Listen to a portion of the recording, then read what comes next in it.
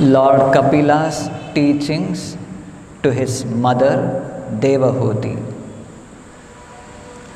In that, now we are studying the chapter named Fundamental Principles of Material Nature. Fundamental Principles of Material Nature. So in the previous verse, the Lord described about the Pradhana. Pradhana is the material, or it is mentioned here,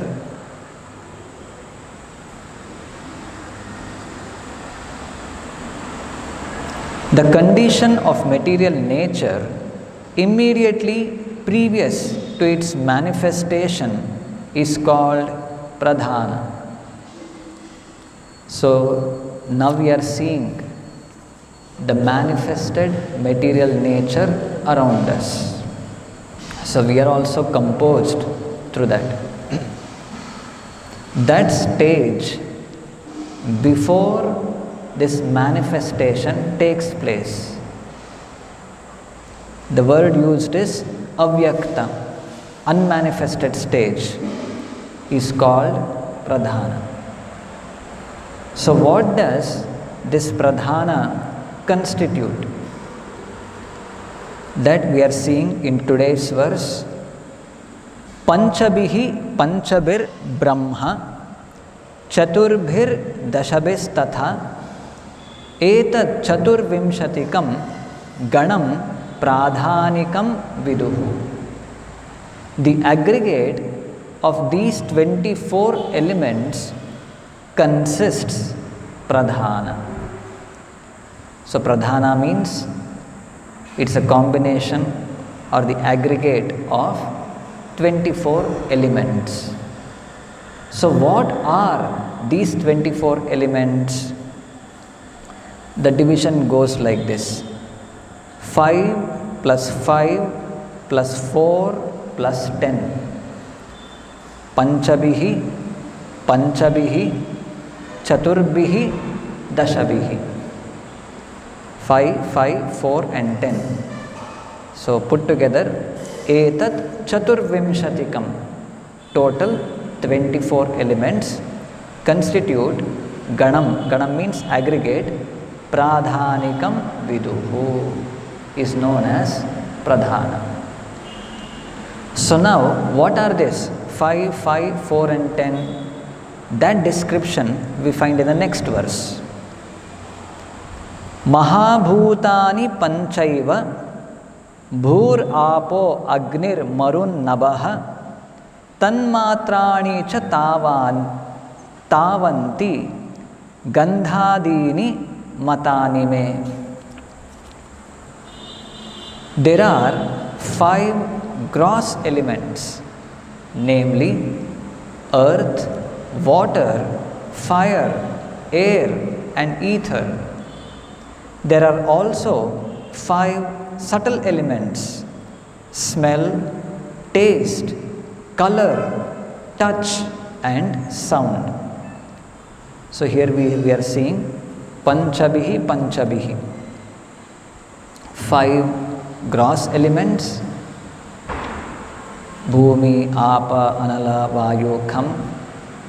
And next panchabhihi, that is tanmatrani, subtle elements: smell, taste, that is rupa, rasa, gandha, shabda, sparsha. These are 5 subtle elements. Then next verse, indriyani dasha shrotram tvagdrig rasana nasikaha vak karau charanau medham payur dashama uchyate.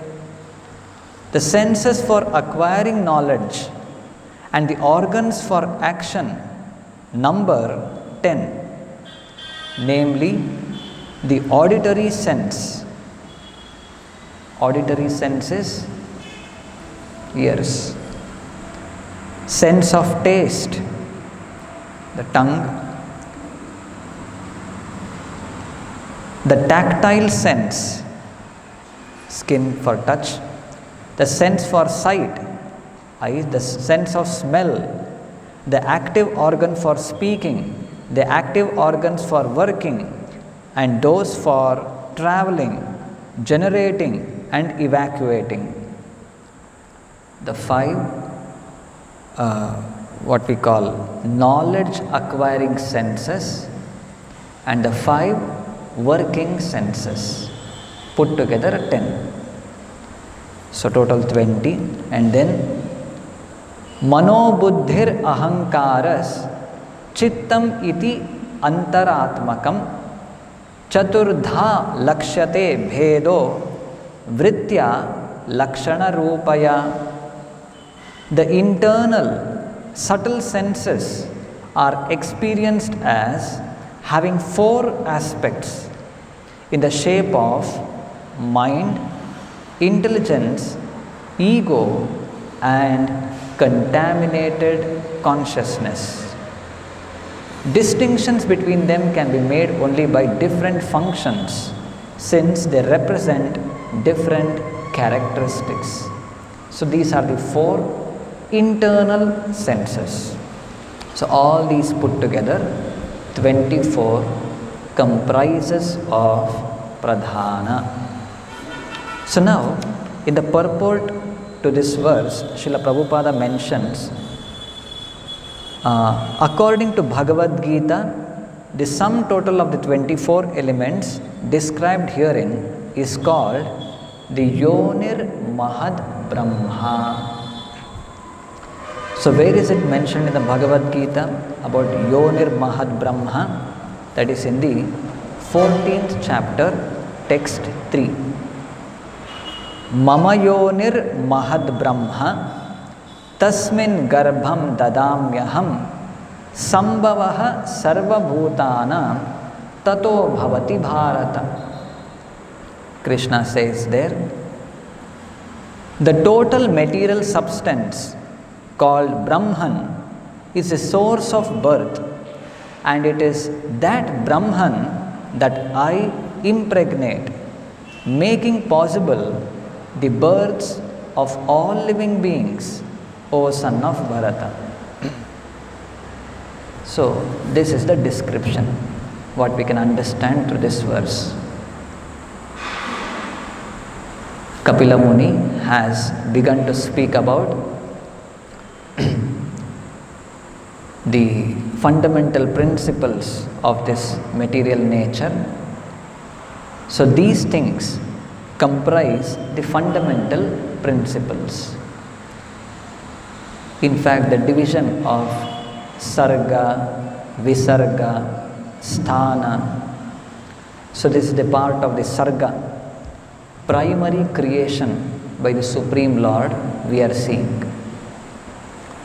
So these 24 elements, Krishna also, like in 14th chapter we see, when he says there, this is the Yonir Mahad Brahma, the Pradhana or the Yonir Mahad Brahma, upon which the Supreme Lord casts his glance in the form of Mahavishnu and injects all aggregate living entities there, and then next stage, further manifestation, everything takes place. Previously, it was being clarified that this Yonir Mahad Brahma, what we are speaking of, is not the Brahman or the Brahma Jyoti. The difference is, in the Brahma Jyoti, there is no existence of three modes of material nature. But this Yonir Mahad Brahma or the Pradhana, what we are speaking of, it consists of three modes of material nature. And again, there also category is there.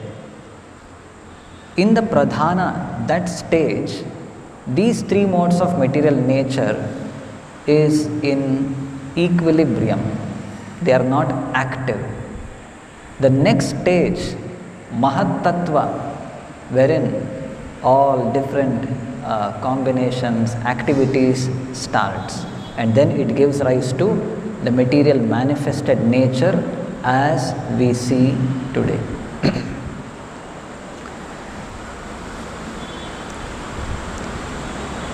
Further details we can find again, reading from the purport of that 14th chapter, verse 3. This is an explanation of the world. Everything that takes place is due to the combination of Kshetra and Kshetrajna, the body and the spirit soul. This combination of material nature and the living entity is made possible by the Supreme God Himself. So two categories we are seeing.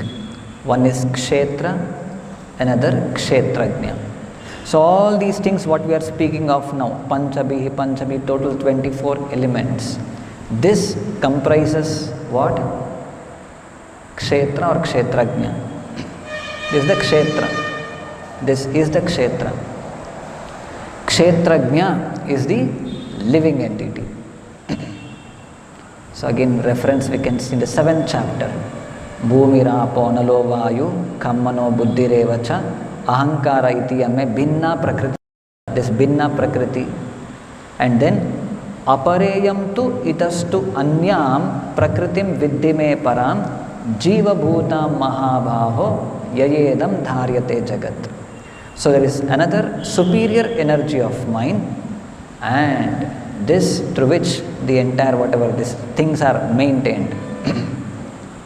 So this living entity is impregnated into this pradhana, and which becomes the cause for the material manifestation.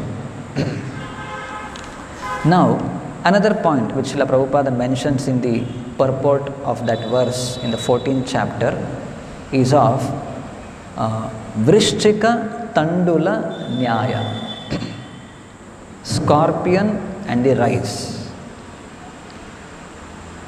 The scorpion lays its eggs in heaps of rice bags where rice is stored. It lays its eggs there, and what happens after some time? Scorpions come out of the eggs and they come out of the rice bags. So it appears that the rice bags or the heaps of stack of rice which is kept, that is the source of the scorpions, Vrishchika.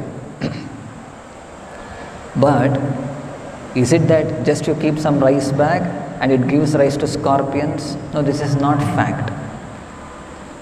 It is the mother scorpion which comes, enters the rice bag, it lays its eggs there and goes away. After some time, the eggs gives rise to whatever baby scorpions, and from there the scorpions come out. Likewise, giving this example, Srila Prabhupada says, the scorpion lays its eggs in piles of rice, and sometimes it is said that the scorpion is born out of rice, but the rice is not the cause of the scorpion. Actually, the eggs were laid by the mother. Similarly, material nature is not the cause of the birth of living entities. The seed is given by the Supreme Personality of Godhead, and they only seem to come out as products of material nature. Thus, every living entity, according to his past activities, has a different body created by this material nature, so that the living entity can enjoy or suffer according to his past deeds. The Lord is the cause of all the manifestations of living entities in this material world.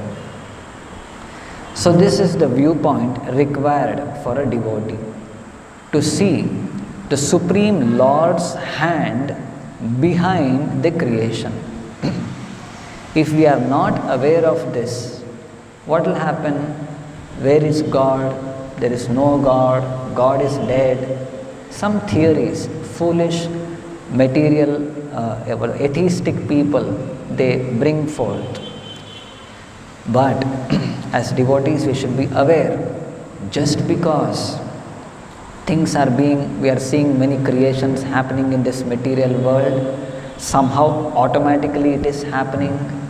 No, there is a Supreme Lord's hand inside this. And even, now we are seeing all these elements we are seeing, through which many creations are coming up. Originally, where did these elements come from? The source of those elements are also the Supreme Lord Himself. Just like that rice bag and the scorpion laying eggs there. We may point out and say, the scorpions, the mother scorpion had entered the rice bags and laid its eggs there. So the mother scorpion is root cause. Either it may be mother scorpion or the rice bag. Everything, the Supreme Lord is the original cause. Sarva Karana Karanam. This is the viewpoint of a devotee. So he is very clear in this understanding. So now, say how these things, how does it matter to a devotee? We are interested in some practicing devotional service, hearing to the pastimes of the Supreme Lord. Again and again in many places we come across the description about this earth, water, fire, air, ether, different kinds of senses, about the creation, material creation. Many places in the Bhagavad Gita, in the Bhagavatam, we see these things. Now a person may wonder, these things apparently, it's found to be little difficult to understand also, about the creation of the universe and how the universe exists. It's not very easily understandable also. So there are chances that some devotees try to reject this understanding or not interested in this. But no, Srila Prabhupada wants us to understand. To whatever extent our intelligence goes, we need to understand it. Otherwise, what is the fear? Srila Prabhupada explains in one place.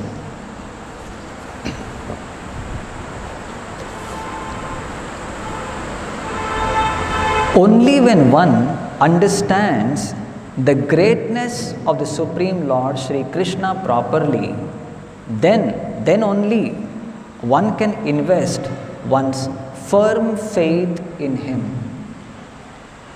If we understand the Lord's greatness properly, then we can invest our firm faith in the Supreme Lord. Because the material world outside, the theories what they propose, it makes a person bewildered. Looking at varieties of new technological inventions and many things, we become bewildered. We forget the hand of the Lord. We think as if these inventors, these material scientists as all in all. But no, when we understand the Lord's superior hand behind all of these things, then we can invest our firm faith in the Supreme Lord. Otherwise, one may mistake Lord Krishna to be one of the many demigods, or a common man like us, or a powerful historical personality, or a myth only. This is exactly what many people say. He is some historical personality, or so many gods, devatas are there, among them Krishna is also one. This is a common mistake we do. No, Krishna is the origin. He is the origin of all of these manifestations. Though the different devatas, the demigods, Brahma, who is known as the creator, he creates. So is it that Brahma is ultimate? Everything is the creation of Brahma? No. Beyond Brahma's creation, there is the original creation of the Supreme Lord. All these material ingredients He has made ready. Then taking all of these 24 elements, Brahma creates different bodies, different planetary systems. So He is the secondary creator. Then, thus, unless one understands the Supreme Lord Sri Krishna's greatness properly, one cannot appreciate His sweetness of Vrindavana. If we want to appreciate the sweet pastimes in Vrindavana, we should be aware of the greatness of Krishna. Who is Krishna? Otherwise, there is a great chance that one will end up considering Lord Krishna's sweet pastimes of Vrindavana to be simply some mundane activities or some fairy tales narrated to entertain the mind. Lord Krishna's beautiful pastimes, which we find in the 10th canto of Bhagavatam. If we are not aware of the position of Krishna, it simply appears to be some fairy tales narrated to entertain the mind. So that's why the 10th canto, Prabhupada says, if we have to read Bhagavatam, start from the first canto, second, third, we should read about Srishti or creation Leela of the Lord, different Manvantaras, different so many things are mentioned, and finally in the 10th canto we find all the activities, pastimes in Vrindavana. If we are not aware of this creation Leela of the Supreme Lord, then we may not be able to appreciate the Vrindavana Leela of the Lord. Or one may end up developing the mentality of Sahajiyas, who simply try to enter into Krishna Leela artificially without considering one's current conditioning. Another extreme is Sahajiyas, taking everything cheaply. They try to enter Krishna's Rasa Leela, try to enact that, imitate that, not considering their current status of being conditioned in this material world, being put under the clutches of Maya. Because of the influence of Maya, how helplessly we go ahead doing certain things. We are driven towards sense objects, perform many kinds of sinful activities which are against devotional principles. So this we need to understand. To understand this, all these descriptions we need to know. Yes, these are all Krishna's creation. Especially like say five internal senses, the mind, intelligence, and then working senses, the various like hands, legs, all these things. How we find ourselves in many times unable to control these senses, unable to control the mind. See, all these things are a network which we are put into because of our unconstitutional desire to enter independent of Krishna.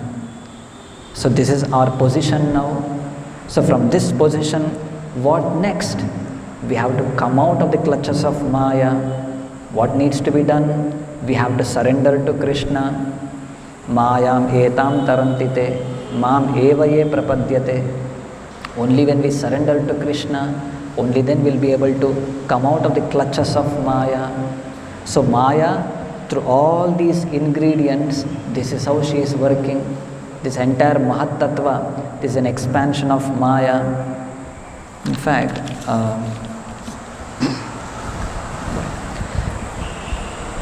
This understanding of Maya, how Maya through various activities, these material manifestations are made, just by understanding these things, it becomes easier for a living entity to come out of her clutches.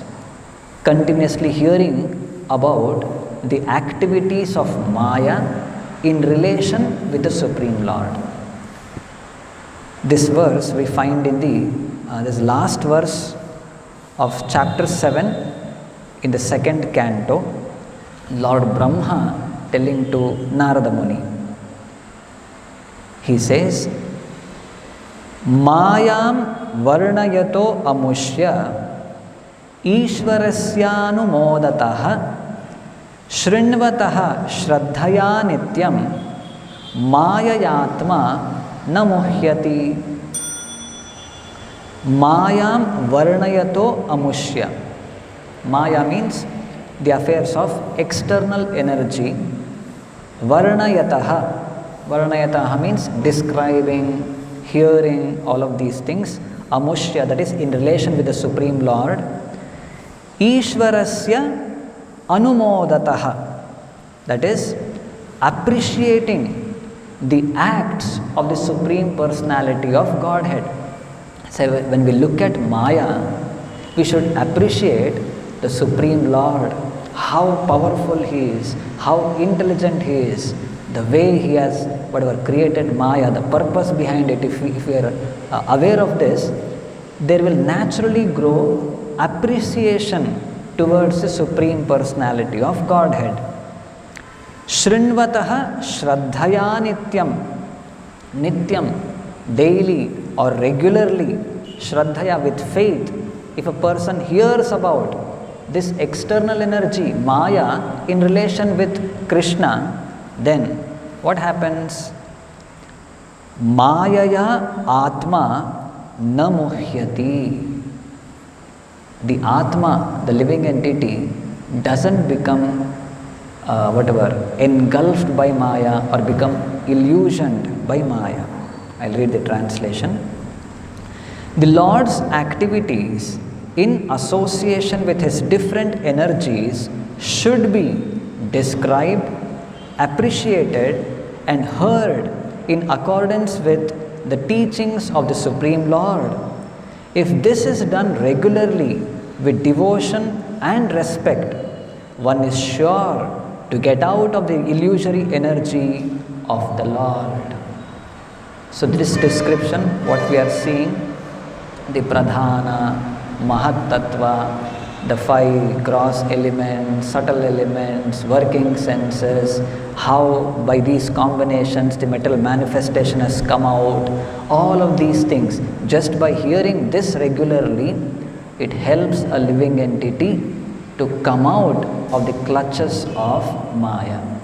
So, starting from this verse, maybe the previous verse, and in whatever later verses we'll be seeing in the future. So all of these things is a detailed description what we'll be seeing regarding the fundamental principles of this material nature, how the creation took place, different combination, what gave rise to the different stages which were involved in the creation of this material world, all of these things. Just by hearing these things, a living entity can be released from the clutches of Maya. So all these description in the future sessions will be seen. We'll end with this. Grantaraj Srimad Bhagavatam ki, Srila Prabhupada ki.